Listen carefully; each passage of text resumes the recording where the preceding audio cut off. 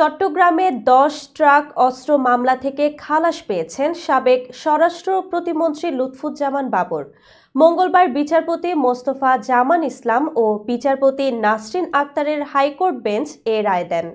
আদালতে বাবরের পক্ষে আইনজীবী শিশির মনির খালাস চেয়ে এ আবেদন করেন। রাষ্ট্রপক্ষের শুনানিতে ছিলেন deputy attorney general Sultana Akter Rubi ও সহকারী অ্যাটর্নি জেনারেল মোহাম্মদ আসিফ ইমরান জিসান।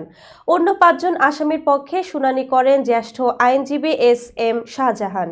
গত ১৮ ডিসেম্বর বহুল আলোচিত চট্টগ্রামে ১০ ট্রাক অস্ত্র চোরাচালানের ঘটনায় করা মামলায় সাবেক স্বরাষ্ট্র প্রতিমন্ত্রী লুৎফুজ্জামান বাবর, মহসিন তালুকদার, এনামুল হক, রাজ্জাকুল হায়দার সহ ৬ আসামিকে খালাস দেন হাইকোর্ট। এর আগে গত ৬ নভেম্বর চট্টগ্রামে ১০ ট্রাক অস্ত্র চোরাচালানের ঘটনায় করা মামলায় আসামিদের ডেথ রেফারেন্স ও আপিলের উপর শুনানি শুরু হয়। সেদিন সাবেক স্বরাষ্ট্র প্রতিমন্ত্রী লুৎফুজ্জামান বাবর সহ কয়েকজন আসামি পক্ষে শুনানিতে ছিলেন জ্যেষ্ঠ আইনজীবী এস.এম. শাহজাহান। প্রসঙ্গত ২০০৪ সালের ১ এপ্রিল চট্টগ্রামের CUFL ঘাট থেকে আটক করা হয় ১০ ট্রাক অস্ত্রের চালান। এ নিয়ে বন্দরনগরীর কর্ণফুলী থানার অস্ত্র আইন ও বিশেষ ক্ষমতা আইনে চোরাচালানের অভিযোগ এনে ২টি মামলা করা হয়।